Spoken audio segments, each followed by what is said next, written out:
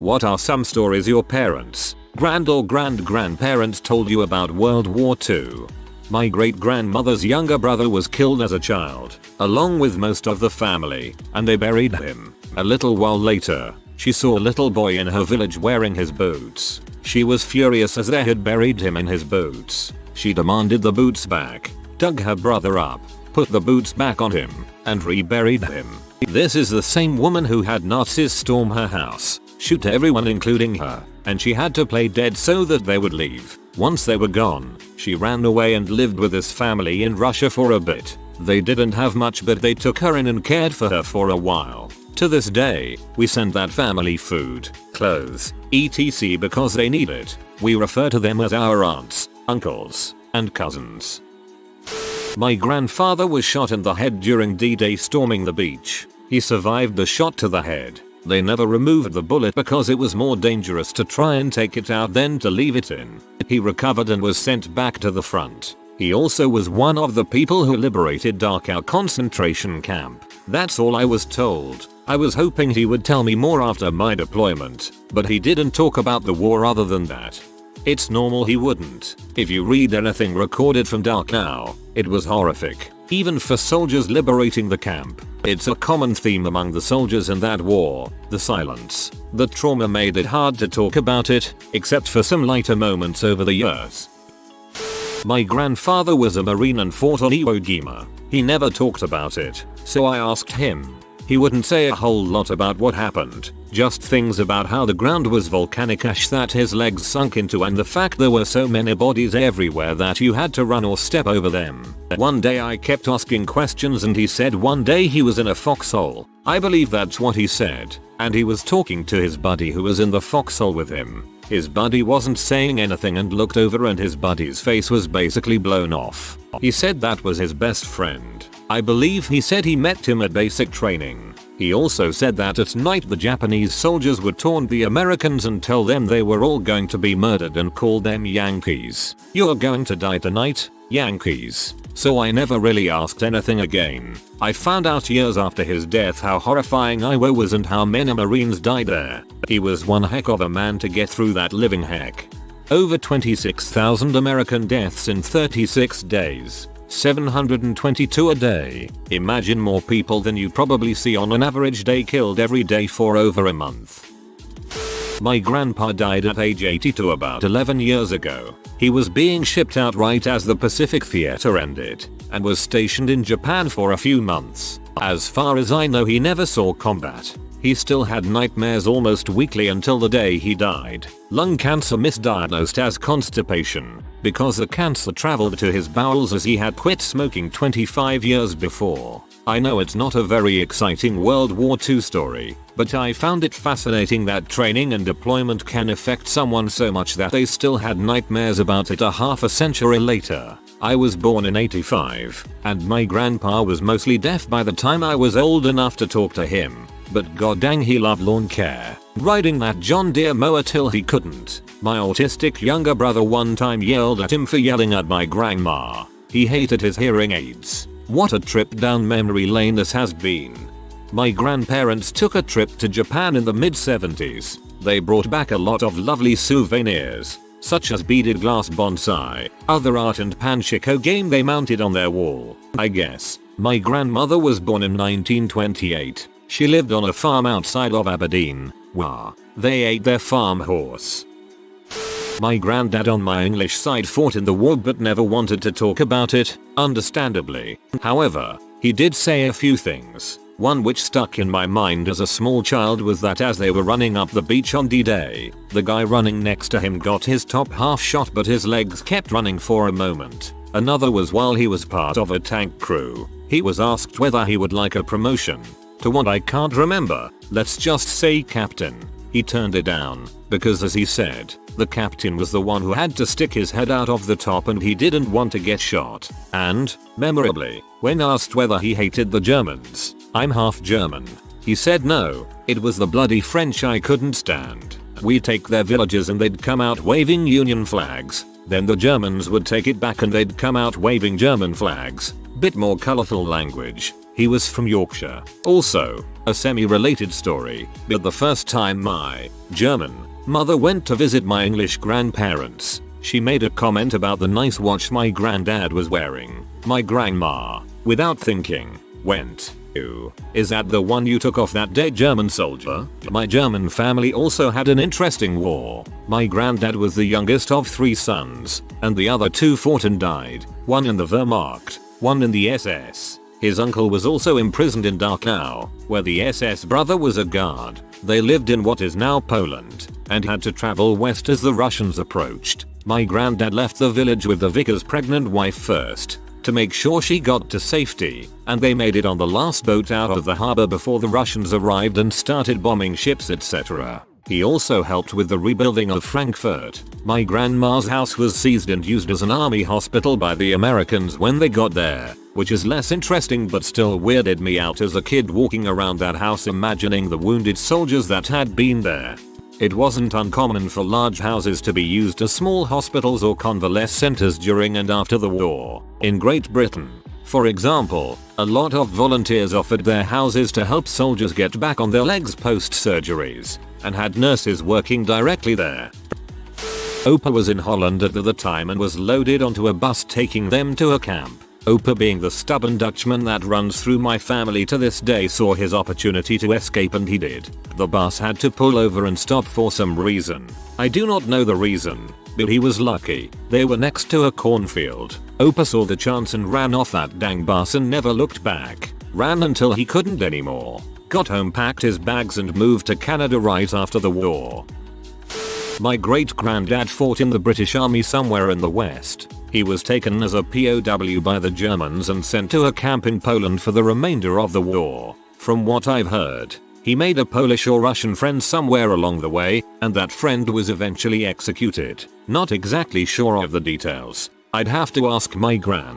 But by all accounts he didn't like talking about the war. I'm thankful to have got to meet him when I was young before he died at the age of 92. He was a great man and is remembered fondly.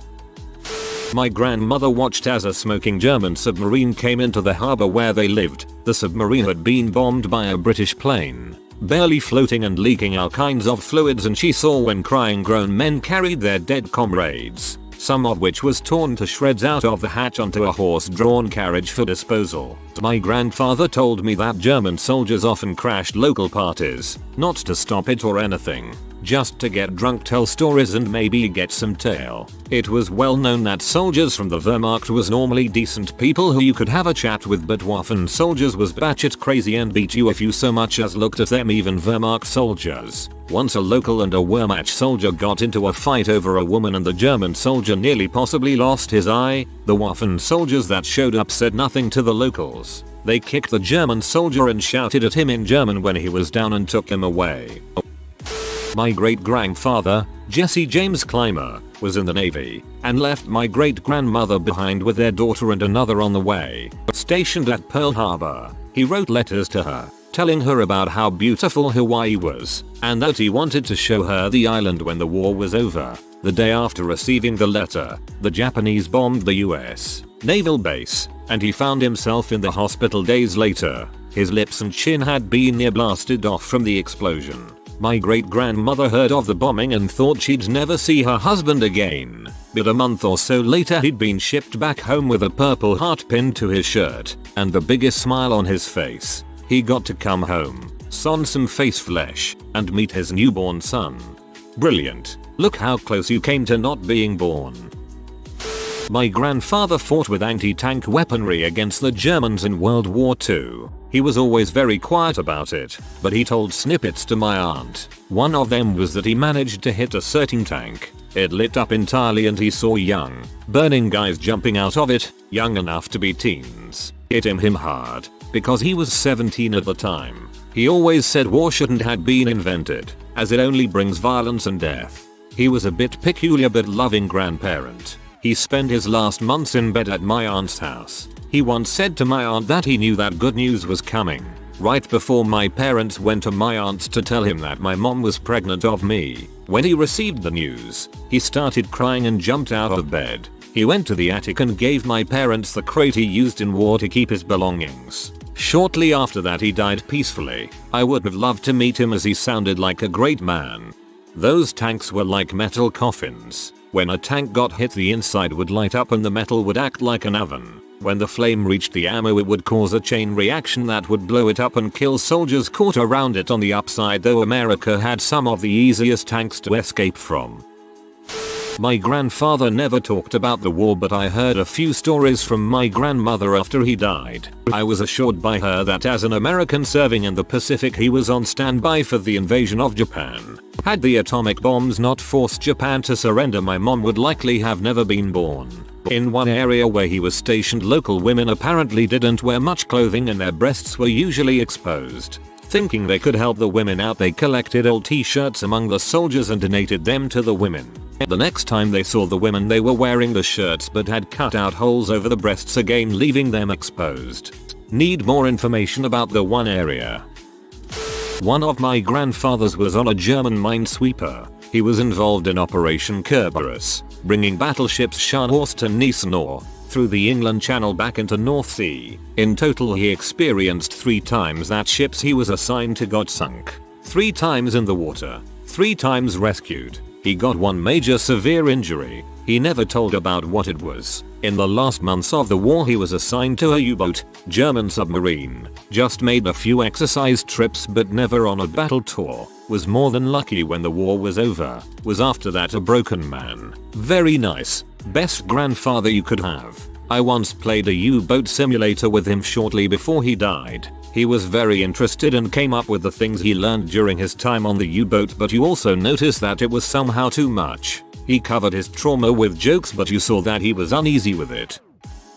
My granddad was a navigator in Bomber Command in the RAF. I remember him telling us a story of call they got of a ship had been hit by a U-boat and their support vessels were still in danger as the submarine was still in the area. Their bomber was first on scene. A gunner from one of the support vessels began shooting lines of bullets in the water to indicate to them from what direction the torpedo had come from. As they had an accurate time of when the torpedo hit in a direction, they began dropping depth charges. Luckily, one of these managed to hit it and disable it a short distance away from the scene of the attack. The U-boat was forced to surface and surrender to their circling bomber. Was the first ever case of a submarine being captured surrendered to an aircraft. Another story was after the war ended. His job was to fly personnel and POWs back home or to other bases. One of these flights they had American soldiers who were captured by the Japanese. One of the men, who before the war was a very tall man, 6 feet 5 inches or so, was kept in a box by the Japanese. When he was rescued and flown home, he barely stood more than 5 feet 5 inches. He spent almost a year in a box simply because he was tall. My grandfather was Alsatian in the end of 1944, so the German was starting to force enroll younger and younger people in the SS. He was a student, and at the end of that years, because everyone knew the German Reich was going to collapse and that if he was to continue his studies he would be enrolled and would probably die. He gone in hiding in the forest for 6 months and enrolled in Allied forces and gone up to Austria with them. Fun fact, he refused to go back to Germany ever after. After that he went to do the Indochina War, came back to Austria, back to Alsace, to the War of Algeria, and finally he could settle a bit. My granduncle was one of the people in Germany during the Holocaust. He was a Christian, but his close friend and his family were Jews. This was apparently a village on the outskirts of Germany. When the Nazis began capturing and executing Jews, he remembered the terror that spread over the village. The village was quite isolated and half the villagers were Jews. Now you may not know this, but Jews were tracked through synagogue records and police certificates. Since this was an out-of-the-way village, the only records were within a synagogue. Apparently the Cohen burned all the existing records before forging fake ones himself and hung himself from a rafter. When the soldiers arrived, they checked the fake records and no one in the village went by those names. The villagers made up a story about how the Jews from the village escaped to the United Kingdom.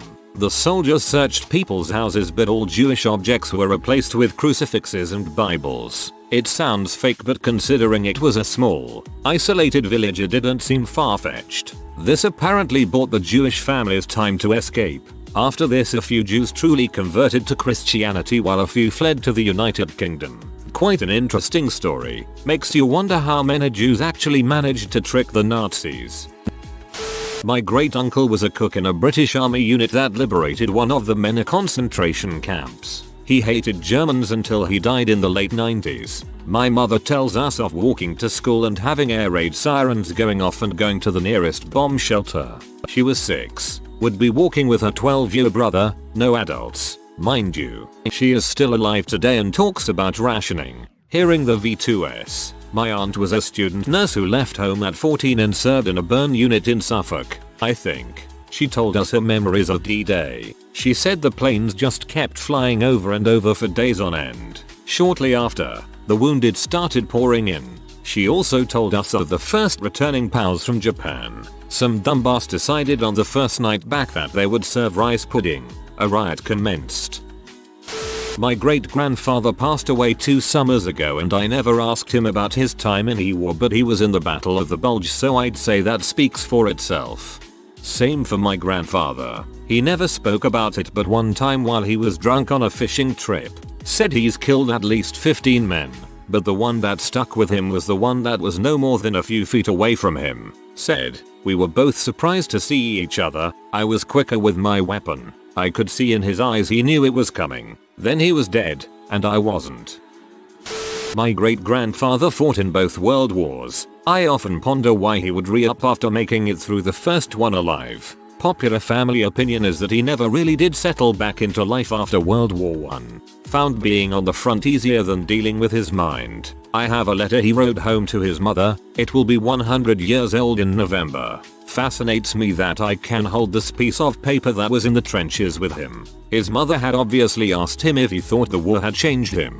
His reply: no one can live through this and understand it, let alone come home the same person that left. My pop was in World War II in Mill Bay, PNG. I have a letter that his commanding officer wrote to his parents stating that there was no other man throughout the world that I would have chosen over your son to be my right-hand man. His shooting ability is second to none and his bravery was more than a mere mortal. He went on to explain in detail how Pop copped a bullet in the lower back 3 days into their mission. However, with no reinforcements available, Pop refused to leave the front line for a further 3 days until he copped shrapnel in his foot and literally couldn't crawl, let alone walk. This injury would ultimately end his life 40 years later. His parents would have been proud of him, especially the shooting bit. Learned that on the farm shooting crows at lambing time and continued to be a sought after dingo trapper till the day he died. So much more I could say about both these brave diggers, so proud to be of their blood.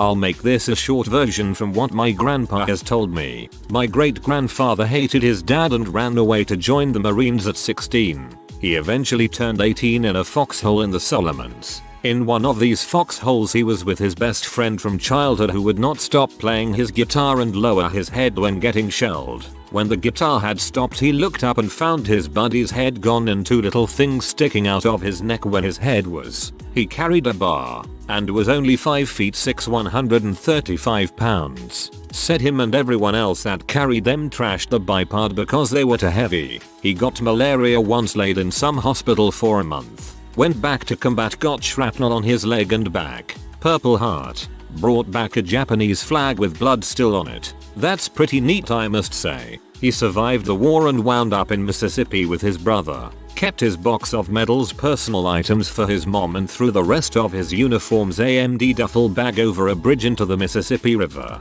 He hated everything about it. A month later his brother was stabbed in the back in a bar and died. They had gone through all that and he died that way. He was an alcoholic ever since until he died. I only heard him talk about the war once. He did not need to. The old faded green tattoos and looking at him was enough. My grandpa just said he would only talk about it when he was drunk.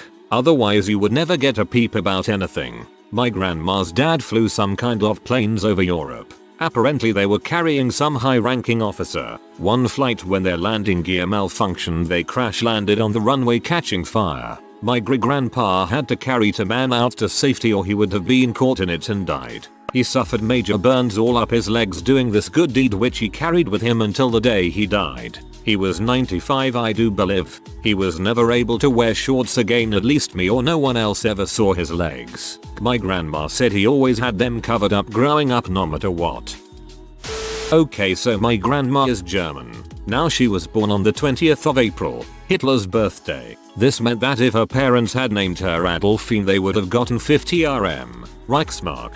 She's so proud of her parents that they didn't name her like that. Her older brother was in the Hitlerjugend where he died in 1945. My grandma has only one picture of him in uniform hanging in the kitchen. There is no swastika on it. Actually, Hitler forbid female versions of his name, so that can't be true. It was illegal to name a daughter a female version of Adolf or Hitler. I have stories from both sides of my family. On my mom's side, my grandfather was drafted and served in the US Army. He fought at Normandy, and he was eventually wounded at the Battle of Aachen. He was hit by shrapnel that broke his femur bone. Amazingly, the main reason it didn't cause even worse damage was that it hit his wallet first. He had it in his pocket because it was stuffed full of photos of my grandmother and his family and friends back home. My mom still has the wallet. You can see where the shrapnel blew past it. But it's kind of amazing to hold this piece of history and think about how in a nearly literal sense my grandfather's family saved his life. On my dad's side, both his parents were Jews in Poland. My grandfather was a teenager and rode his bike into Russia and hid there during the war. My grandmother was also a teenager and had 3 younger brothers ranging from 14 to 4. My grandmother and great-grandmother gathered up the boys and fled when the Nazis invaded, and it was due to the bravery of various Polish families that they were hidden throughout the war. My grandma has told me stories about farmers sneaking them food inside of the pig food buckets so the patrolling Nazis wouldn't suspect they had people in their barns. They were eventually liberated by the Russians before making their way to an American displaced persons camp where my grandma met my grandpa. He was teaching English to the kids. I heard a few stories from my maternal grandpa about being in the army, but I wish I had known to ask more. I also wish I had known to ask my great-grandmother more about her life. She died when I was little, but now that I have a child I think about how terrifying it must have been for her to gather 4 children and keep them safe in that kind of nightmare. My paternal grandmother has a few pictures my great-grandma saved from before they fled, and she has photo albums from their time in the displaced persons camp. We've slowly tried to digitize them so we don't lose these pieces of history. My mom has retired but she taught US history for her career. She used to tell her students my grandmother's story, and after they got really invested in hearing about hiding from Nazis and their close calls with being caught, she would reveal it was her mother-in-law's story. It would always blow the students' minds and really bring home the reality of the horrors of World War II. When my grandmother was younger she would come and talk to my mom's classes too.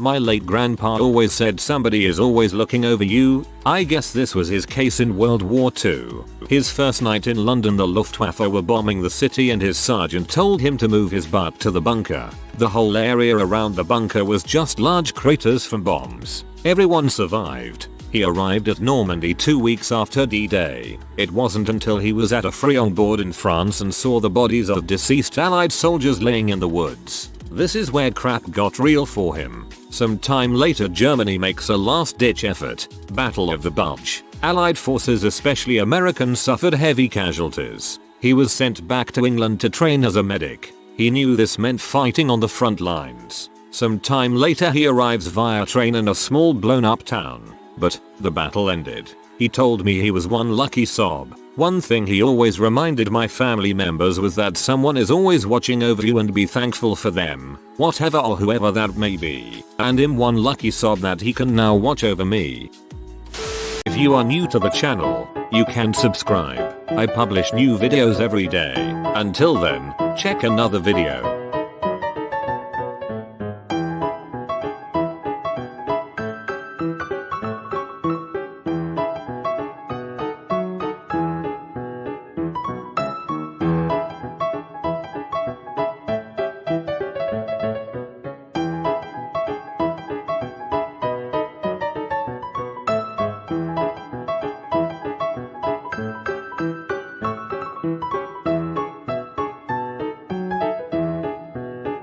Bye for now.